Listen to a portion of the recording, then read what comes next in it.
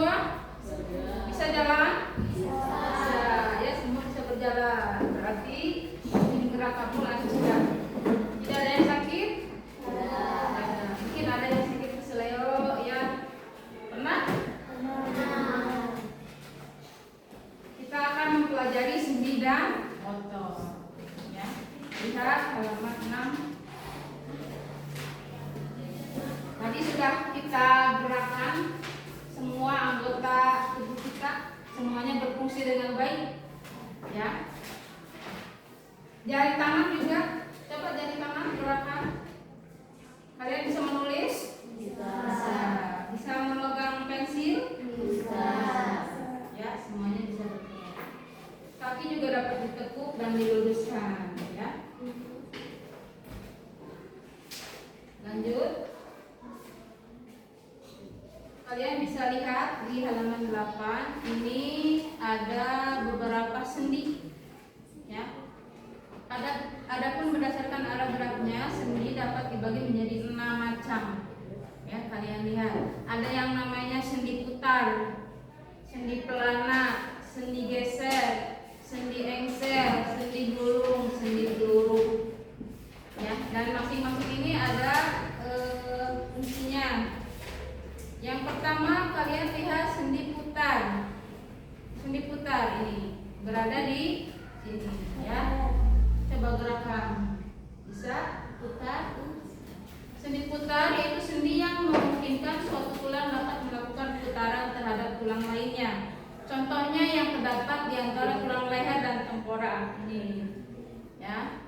Seperti saat kalian memutar kepala ini yang dinamakan sendi putar. Sendi geser, yang mana sendi geser? Coba kalian lihat sendi geser yang bawah, ya. Sendi geser yaitu sendi yang memungkinkan pergerakan tulang yang menggeser tulang yang lainnya. Contohnya sendi yang menghubungkan tulang-tulang di pergelangan tangan dan sendi pada ruas tulang belakang. Nah, yang paling bawah itu bisa kamu gerakan, ya. Kemudian sendi pelana. Yang seperti apa sendi pelana? Yaitu sendi yang dapat memberikan gerakan dua arah. Contohnya sendi penghubung tulang pergelangan tangan dengan pangkal dari tulang ibu jari. Yang ini, ya. Coba digerakkan. Bisa bergerak? Bisa. Kemudian sendi engsel. Sendi engsel seperti pintu, ya. Kamu lihat pintu. Ada engselnya? Buka tutup, buka tutup. Mana? Menurut kamu sendi engsel nih, ya, seperti pintu kan, bisa digerakkan. Sendi engsel yaitu sendi yang memungkinkan tulang bergerak menyerupai gerakan pintu dan bersifat satu arah, hanya satu arah. Kalau ke belakang ini dipaksakan juga tidak akan bisa, ya, karena kalau sendi engsel itu satu arah. Kemudian sendi gulung yaitu sendi punya gerakan dua arah, bisa depan belakang atau kanan kiri. Contohnya sendi pada tulang rahang kalian. Coba mangap. Nah, ini ya, sini ya. Nah, ini namanya sendi gulung. Di sekitar sini. Di sekitar rahang. Kemudian sendi peluru. Sendi peluru, tahu peluru enggak? Bulat yang biasanya ada tolak peluru, ya, yang untuk dilempar ke pelajaran penjas. Nah, ini jenis sendi yang berbentuk seperti peluru bulat. Jadi berarti dia bisa bergerak ke segala arah. Sendi peluru memungkinkan bagian tubuh kita bergerak ke segala arah atau memutar. Contohnya adalah sendi di bagian pinggul. Yang ini, ya, pinggul dengan tulang paha ini, ya. Sendi pada bahu yang menghubungkan tulang belikat dengan tulang lengan. Berarti ini bisa diputar tangannya, bisa, ya. Nah, ini namanya sendi apa? Peluru dengan yang pinggul, sendi peluru. Nah, sekarang pertanyaannya, di manakah sendi itu berada? Di mana? Di antara tulang-tulang. Ya, kalau kamu pernah memakan daging ayam, ya kan? Itu ada yang bagian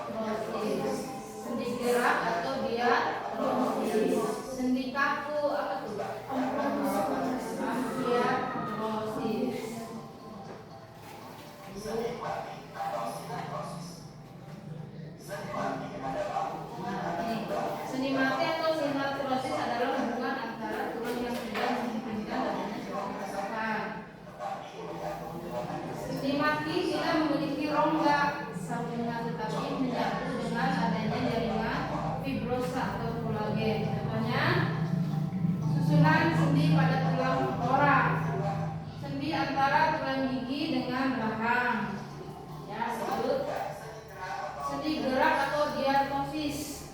Sendi gerak adalah hubungan antara tulang yang memungkinkan adanya gerakan bebas dan banyak. Silakan kalian amati.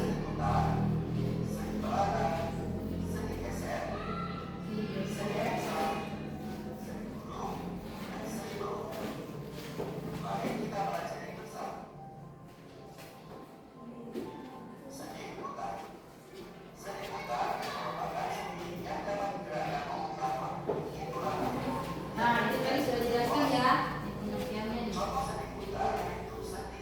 Sendi pertemuan antara tulang leher dan otak. Ini sudah di sini letaknya, ya. Sekarang sendi pelana.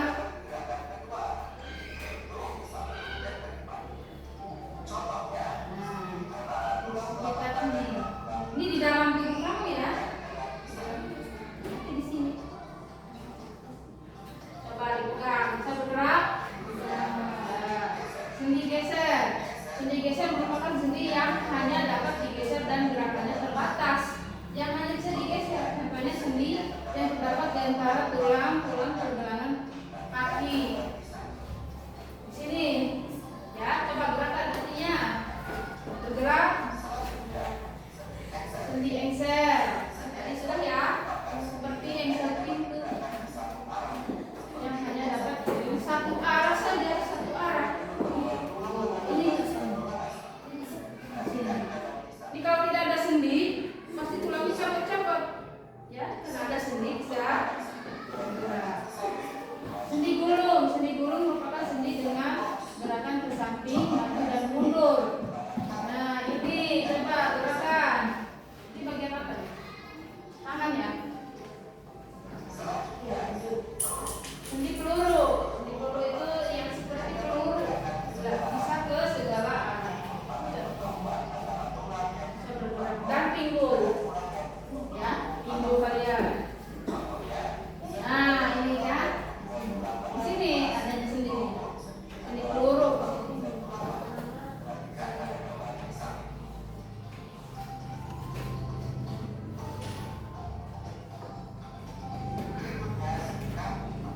Ada sendi kaku, ambiartosis. Sendi kaku adalah hubungan antara tulang yang memungkinkan adanya sedikit gerakan dapat dikatakan bahwa mereka namun hanya terbatas.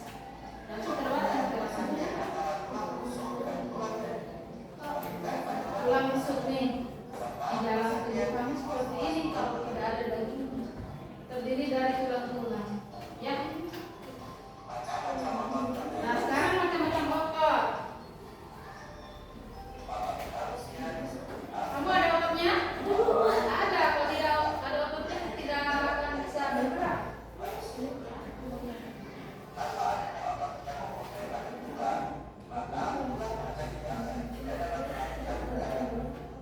Otot manusia disebut gerakan.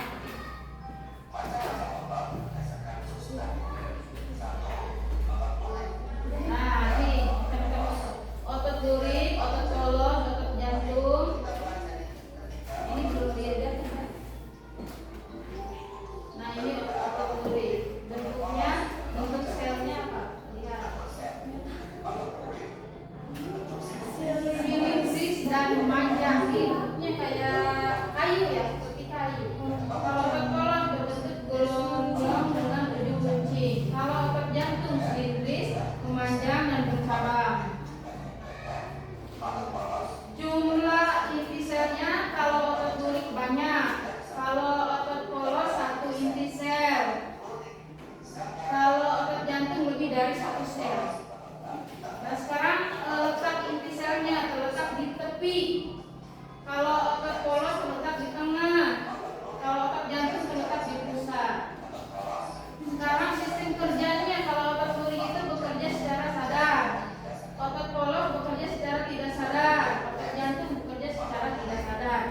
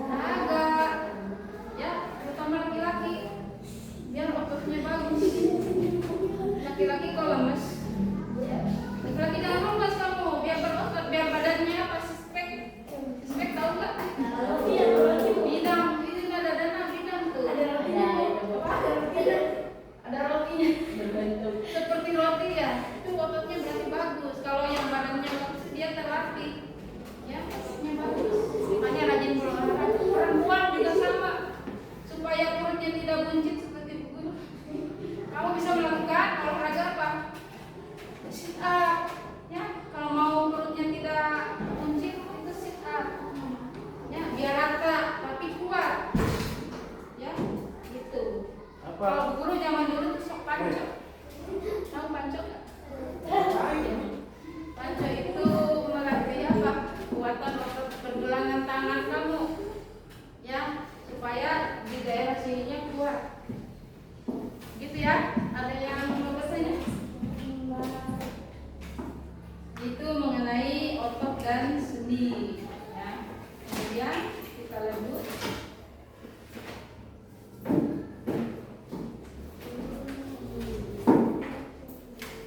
Kita lanjut ke sistem saraf. Ya. Kita bisa bergerak, kita ingin mengambil buku, ingin mengambil pensil, itu dikendalikan oleh sistem saraf. Ya. Kalau kamu misalnya tidak berfungsi sistem saraf, ya pasti diam saja, tidak ingin melakukan sesuatu atau gerakan apapun.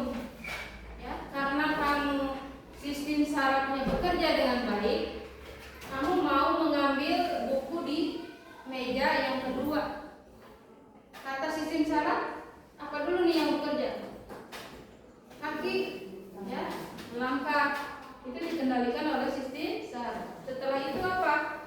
Tangan untuk mengambil benda. Udah beberapa gerakan.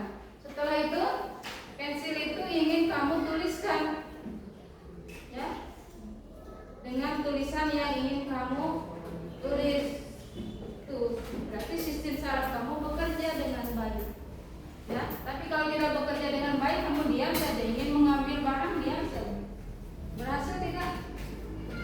Tidak kan? Nah, itu juga dipengaruhi oleh otak kamu. Kamu berpikir bagaimana caranya kamu mengambil pensil di meja yang kedua. Pasti otak kamu bekerja. Tidak hanya sistem saraf, tapi otak juga bekerja. Mau diapakan pensilnya? Otak kamu yang bekerja. Ya, lihat ke halaman 11. Ya, kamu sudah mengetahui bahwa rangka membuat tubuh bisa berdiri tegak. Dulu sudah melakukan gerakan-gerakan. Lalu bagaimana kita dapat menggerakkan otot-otot di dalam tubuh? Nah, ini fungsinya sistem saraf. Ya. Sistem saraf itu terdiri dari otak, sumsum tulang belakang, dan sel-sel saraf. Ya, sistem saraf membuat kita mampu berpikir, bergerak, menjaga keseimbangan, dan menjalankan aktivitas. Kamu dari rumah ke sekolah itu pasti di dalam otak kamu tuh berpikir, ya, awalnya saya hari ini mau pergi ke sekolah, apa saja yang mau saya bawa, ya, apa saja yang harus saya persiapkan, baju, makan, ya, bawa uang, mengerjakan tugas dulu, itu semuanya bekerja dengan baik, ya. Makanya kita harus bersyukur, ya. Bersyukur tidak, berterima kasih kepada Allah bahwa kita itu setiap hari diberikan aktivitas yang baik, ya, bisa bergerak dengan baik, bisa melakukan aktivitas dengan baik, ya, semuanya diatur. Nafas kamu saja diatur oleh Allah, ya. Coba kalau hari ini kamu sudah tidak bernafas lagi, sudah selesai, ya, itu. Mata kamu bisa berkedip juga, bisa berkedip, lamun tengiceuk, ya, bisa berkedip kan? Bisa berkedip sama, semuanya sudah diatur, ya. Otak, sumsum tulang, kemudian apa lagi? Saraf, ya, sistem saraf itu diatur dengan baik. Makanya cara kita bersyukur kepada Allah itu dengan cara apa? Menjaganya, ya, merawat mata kamu itu dirawat dengan cara apa? Ulang ngomong sampai baik, ya, biarkan istirahat matanya. Kamu fokus berapa jam di HP, lama-lama matanya lelah, ya, lelah enggak? Lelah lama-lama. Biarkan istirahat, ya. Pada saat istirahat kamu malam jam 9 udah tidur, tinggalkan HP-nya, ya. Itu salah satu cara kita menjaga, merawat anggota tubuh kita. Otak kamu mikir terus, atau misalnya main game itu butuh pikiran dan konsentrasi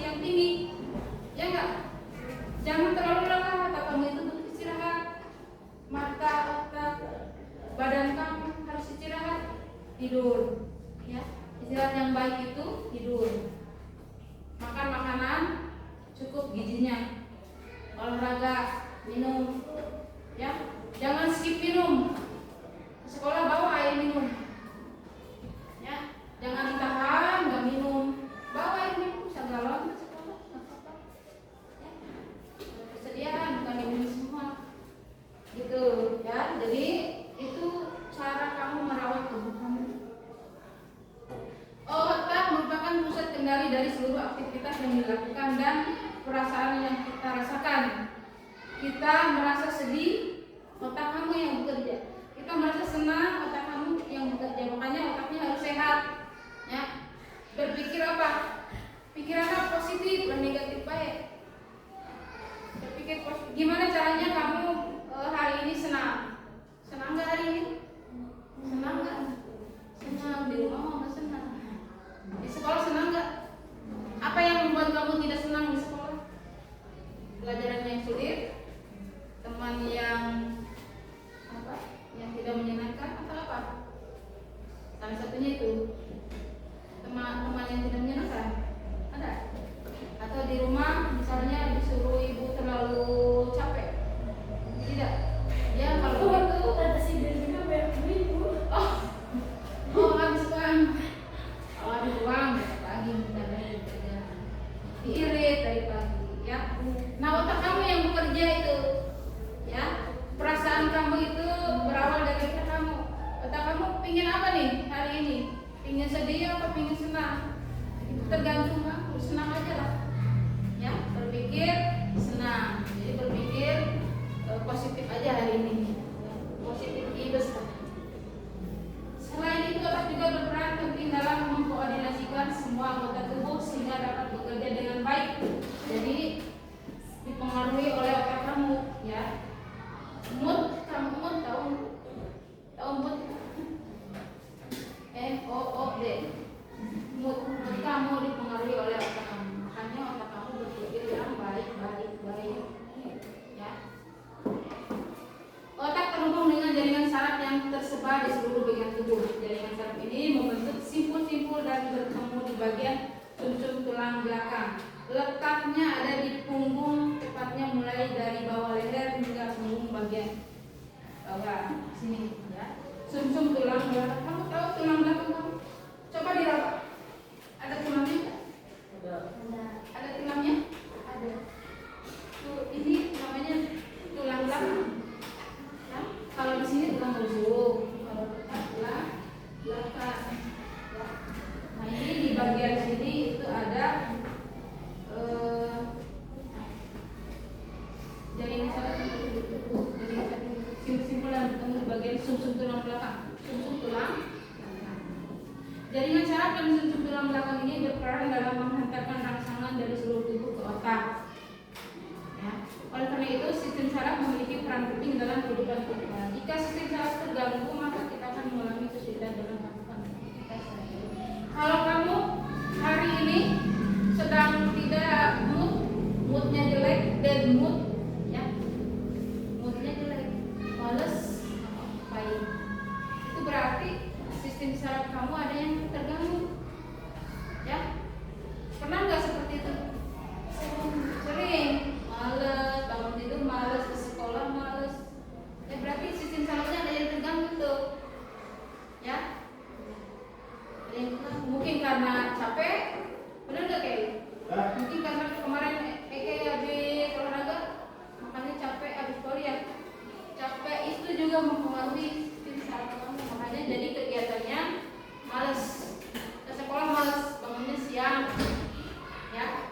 Ada yang terganggu, berarti kamu memerlukan istirahat. Oke, itu perlu istirahat. Karena kemarin habis beraktivitas banyak, jadi kurang istirahat. Ya, Dipa juga sama, sekolah males ya. Iya, gitu. Itu salah satunya sistem saraf kamu terganggu, makanya aktivitasnya jadi malas. Lanjut ke halaman 16, otak perpustakaan di kepala kita. Perpustakaan berarti semua tahu di sini ya. Yang kamu tahu di otak itu apa?